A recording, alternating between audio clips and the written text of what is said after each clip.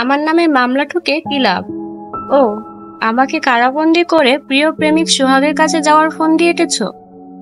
ফারাজ এলাহির কণ্ঠে বিদ্রুপের শীতল ঝলক। চিত্রা অবাক হলো না, কারণ সে জানে ফারাজ এলাহি চতুর খেলোয়াড়। সে খেলায় জয়লাভের প্রস্তুতি নিয়েই মঞ্চে নেমেছে। চিত্রার ঠোঁটে এক রাশ তিক্ততা জমে। আপনি সব জেনে শুনেও আমাকে কেন বিয়ে করলেন? বলুন কেন? ফারাজ নির্লিপ্ত কণ্ঠে উত্তর দেয়, টাইম পাস করার জন্য। আসলে 30 বছর ধরে সুখে থাকতে থাকতে জীবনটা কেমন যেন বোরিং হয়ে গিয়েছিল, তাই বিনোদনের জন্য বিয়েটা করলাম আর কি। চিত্রার ভ্রু কুঁচকে যায়। তাহলে আপনার কাছে বিয়ে মানে নিছক সময় কাটানো, টাইম পাস? কিন্তু আমাকেই কেন বেছে নিলেন? দুনিয়ায় কি সুন্দর মেয়ের অভাব নাকি? সুন্দরী মেয়ে তো দুনিয়ায় অহরহ আছে, তবে তারা কেউ যে তুমি নও বউ। আমার যে তোমাকেই লাগতো। ফারাজ হেসে উঠল। ধীর পদক্ষেপে এগিয়ে এসে ভাতের প্লেট বাড়িয়ে দিল চিত্রার দিকে। ক্ষুধা পেয়েছে, নিজেও খাও, আমাকেও খাইয়ে দাও। চিত্রা ঠান্ডা চোখে তাকায়। আপনার নিজের হাত নেই? আছে, তবে নিজের আপন একটা বউও তো আছে। ফারাজ কণ্ঠে অবজ্ঞায় ছোঁয়া এনে বলল, তোমাকে বিয়ে করেছি কি শুয়ে বসে থাকার জন্য নাকি? নিজস্ব সম্পদের যত্ন নিজেকেই নিতে হয়। আজ থেকে আমার সব কাজ তুমি করবে, এমনকি আমার আন্ডারওয়্যারটাও তুমি ধুয়ে দেবে। আর কতকাল নিজের সম্পদ পরের হাতে ধোয়াবো? চিত্রা দীর্ঘশ্বাস ফেলে। যুক্তি এখানে বৃথা। ফারাজ এলাহির সাথে তর্কে নামা অর্থহীন। এ যেন এক অসম যুদ্ধে ক্ষয়িষ্ণু সৈনিক হয়ে দাঁড়ানো। তাই সে কোনো কথা না বাড়িয়ে চুপচাপ ভাতের থালা হাতে তুলে নিল। লড়াইয়ে হার মানা মানে পরাজয় নয়, কখনো কখনো তা প্রতিশোধের নতুন অধ্যায়ের সূচনা। যদি ফারাজের খেয়াল প্রশমিত হয়, যদি সে একবার দয়া করে তাকে বাজিতপুরে নিয়ে যায়, তাহলেই চিত্রার চলবে। অন্তত সোহাগের মুখোমুখি সে হতে পারবে। ও হ্যাঁ, চিত্রা তো ভুলেই গিয়েছিল, দয়া জিনিসটা যে ফারাজ এলাহির কাছে মূল্যহীন, ছোটলোকি ব্যাপার, কিংবা ক্ষমতার সুরেলার নিষ্ঠুরতায় বাঁধা এক পাষাণ শব্দ। চিত্রা বড় বড় লোকমা তুলে ফারাজকে খাইয়ে দেয়। ফারাজ নিঃশব্দে শুধু ভাত গপ গপ করে গিলে। কাউকে খুন করে এসেছেন নাকি? শুনেছি মানুষ খুন করা খাটুনির কাজ, আর খাটুনির কাজ করলে ক্ষুধা একটু বেশিই লাগে। ফারাজের হেঁচকি উঠে যায়। চিত্রা পানির গ্লাস এগিয়ে দিয়ে বলে, আমি বাড়ি যাব, নিয়ে যাবেন? বাড়ির কথা মনে পড়ছে, আর এখনো কিন্তু আপনার থেকে আমার অনেক কিছু জানার বাকি। আমাকে বিয়ে করলেন কেন, তার যথাযথ উত্তর কিন্তু আমি এখনো পাইনি। আমি আর খাবো না। ফারাজ উঠে ওয়াইন কুলার থেকে একটা হুইস্কির বোতল বের করে নিমেষেই কক খুলে গট গট করে পান করলো। ফারাজের বিশাল আকৃতির রুম, জমিদারি বাড়ির মতো বাহ্যিক অভিজ্ঞান, কিন্তু ভেতরের আসবাবপত্র সবই বিদেশি, আধুনিক ডিজাইনে মোড়ানো। ফারাজের পুরো রুমটা কালো আর মেরুন রঙের সংমিশ্রণে সাজানো হয়েছে। কালো আর মেরুন রঙের প্রতি তার অদ্ভুত টান আছে। এ রং দুটো যেন তারই অপ্রকাশিত অনুভূতির বহিঃপ্রকাশ। আলাদাভাবে রং দুটো পছন্দের কোনো কারণ নেই। রং দুটো ভালো লাগে, হয়তো এটাই ভালো লাগার কারণ। ফারাজ হুইস্কির বোতল নিয়ে বারান্দায় যায়। প্যান্টের পকেট থেকে একটা সিগারেট বের করে ঠোঁটে চেপে ধরে। তবে লাইটার কোথায় গেল? কি লাইটার খুঁজছেন বুঝি মিস্টার এলাহি? চিত্রা লাইটার জ্বালিয়ে ফারাজের ঠোঁটে চেপে ধরা সিগারেটটা ধরিয়ে দেয়। ফারাজ অপলক দৃষ্টিতে চিত্রার দিকে তাকিয়ে সিগারেটে একটা টান দেয়। গাল ভর্তি ধোঁয়া ছেড়ে দেয় চিত্রার মুখের ওপর। ধোঁয়ার কারণে চিত্রার কাশি চলে আসে। সে আঁচল মুখে চেপে ধরে। ফারাজ সিগারেটটা টোকা মেরে বেলকনি দিয়ে নিচে ফেলে দেয়। চিবুক শক্ত করে প্রশ্ন করে, সামান্য সিগারেটের ধোঁয়া তুমি সহ্য করতে পারো না, আর সারাটি জীবন ফারাজ নামক নিউক্লিয়াস বোমাকে কি করে সহ্য করবে? আমাকে বিয়ে করেছেন কেন? জবাব দেন বলছি। ফারাজের মুহূর্তেই মাথা গরম হয়।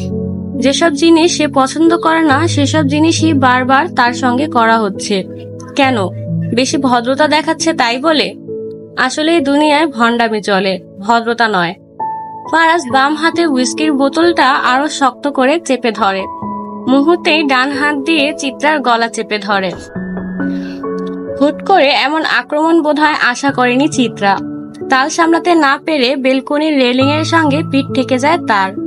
ফারাজের মুখটা দগ্ধ হয়ে উঠেছে, ঠিক যেমন খড়ের গাদায় জ্বলন্ত মশাল পড়লে আগুন জ্বলে ওঠে। চিত্রার নিঃশ্বাস নিতে কষ্ট হচ্ছে। ফর্সা মুখটা রক্ত জবার মতো লাল হয়ে এসেছে। তার চোখ ক্রমে বিবর্ণ হয়ে এসেছে, দম বন্ধ হওয়ার পথে, চোখ উল্টে আসছে। ফারাজ দাঁতে দাঁত পিষে বলল, আরেকবার যদি তোর মুখ থেকে প্রশ্ন বেরোয় তাহলে জবাই করে তোর লাশ আমি রাস্তার কুত্তাদের খাওয়াবো। কথাটা যেন তোর কান দিয়ে ভালো করে ঢুকে। চিত্রার চোখ বেয়ে অশ্রু ছলছল করছে। গলা থেকে তার বোতা আর্তনাদ বেরিয়ে আসছে। ফারাজ, মরে যাচ্ছি। ফারাজ ছাড়ে না, বরং শক্তি আরো বাড়িয়ে দেয়। ছোট্ট একটা জান বের করতে এত পরিশ্রম। আসলে মানুষ খুন করতে কষ্ট আছে। আচ্ছা, এই তো একটু পর চিত্রার শরীর থেকে জানটা মুক্তি পাবে, তখন ফারাজ কি করবে? আবারও কি কলিজা বুনা দিয়ে ভাত খাবে? ফারাজকে তখন ভাত খাইয়ে দেবে কে? চিত্রার চোখ বন্ধ হয়ে আসে। চোখটা মেলার চেষ্টা করলো সে, তবে পারল না, আর পারবে না। সময় শেষ। এই বউ, তুমি কি সাপ টাপ নাকি? মানে নাগিন? সাপেদের মতন এমন চোখ মেলে ঘুমাচ্ছ কেন? চিত্রার হুঁশ ফেরে। সে নিজেকে একবার দেখে ভালো করে, কই তার তো কিচ্ছুটি হয়নি। ফারাজের দিকে একবার তাকায় সে। ফারাজ কসরত করে এখন ঘুমাত। স্মিথ মেশিনের সাহায্যে বেঞ্চ এবং শোল্ডার প্রেস করে উঠেছে সে। ফারাজের ফকফকা নগ্ন বুক, পরনে কালো একটা ট্রাউজার। কসরত করা শরীরের ভাঁজে ভাঁজে পুরুষত্ব স্পষ্ট।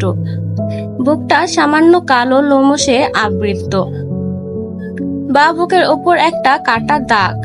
চিত্রা চোখ সরিয়ে নেয়। না না, চোখ সরাচ্ছ কেন? দেখো না একটু, ব্যায়াম করে তোমার জন্যই তো শরীর বানিয়েছি। চিত্রা উঠে যায়। চোখ মুখ এখনো ঘোলাটে লাগছে। মুখে পানি দেবে সে। এতক্ষণ সে কি দেখেছে এসব? ভয়ঙ্কর কল্পনা। খাটের কোণে মেঝের ওপর বসে নদী কাঁদছে। শরীরে কোনো রকমের শাড়িটা দেওয়া। সিগারেটের জ্বলন্ত আগুনে শরীরের নানা জায়গায় গর্ত হয়ে গেছে। শরীর জ্বলছে, তবুও নদী চিৎকার করে কান্নার সাহস পাচ্ছে না। সে জানে তার স্বামী রাজন মেয়ে মানুষের কান্না সহ্য করতে পারে না। কাঁদলে হয়তো এবার তাকে মেরেও ফেলতে পারে। রাজন দ্রুত পুরুষ মানুষ, গাল ভর্তি চাপদাড়ি, সবসময় সাদা পাঞ্জাবি পরে থাকে। তাকে কখনো শার্ট পরতে দেখা যায় না। অবাধ্যতা তার পছন্দ নয়। রাজন সিগারেট ফেলে বিছানা ছেড়ে উঠে বসলো। লুঙ্গি ঠিক করে নদীর দিকে চেয়ে বলল, রুহুর মায়া তোর কইমা গেছে তাই না? এটাই তোর শেষ সুযোগ। আরেকবার তোর পাকনামি দেখলে সবচেয়ে ভয়ঙ্কর মৃত্যুটা আমি তোরেই দিমু, জানোয়ারের বাচ্চা। রাজন ড্রয়ার থেকে আরেকটা সাদা লুঙ্গি বের করলো। লুঙ্গিটা কাঁধে ঝুলিয়ে গোসলে চলে গেল। তবে যাওয়ার আগে নদীর পিঠে আরেকটা লাথি মারতে ভুলল না সে। নদী মেঝেতে উপুর হয়ে পড়ে কাঁদছে। তাকে বাঁচাতে আগেও কেউ আসেনি, আর হয়তো কখনো কেউ আসবেও না। নদীর পাশের রুমের বারান্দায় রজনের ছোট বোন দাঁড়িয়ে আছে। সে জানে তার ভাবির সঙ্গে কি কি হয়েছে, তবে ভাবিকে রক্ষা করার মতো সাহস তার মধ্যেও নেই। এমনিতেও তার স্বামী এ বাড়ির ঘর জামাই, তাই তারা কেবলই এই বাড়ির আসবাবপত্রে জমে থাকা ধুলার মতো, যার কোনো মূল্য নেই, যাকে কেউ পছন্দ করে না। ফারাজের বইয়ের নাম কি রে? ফারিয়া পেছন ফিরে তাকায়, জোহানকে দেখতে পায়। জোহান তার রুমের দরজার হেলান দিয়ে দাঁড়িয়ে আছে, মুখে নির্লিপ্ত হাসি। কি রে, মনোব্রত নিয়েছিস নাকি? চিত্রা, কেন? ফারাজের চয়েস আছে বলতে হবে, কড়া জিনিস বাড়িতে এনেছে। তোমার ভাবি হয় চিত্রা, অন্যের পাত্রে মুখ দেওয়া কবে বন্ধ করবে? জোহান এক লহমা চুপ থেকে জবাব দেয়, মুখ দিচ্ছি না রে, এই প্রথম ইচ্ছে করছে জীবনটা বের করে মিসেস এলাহির হাতে ধরিয়ে দেই।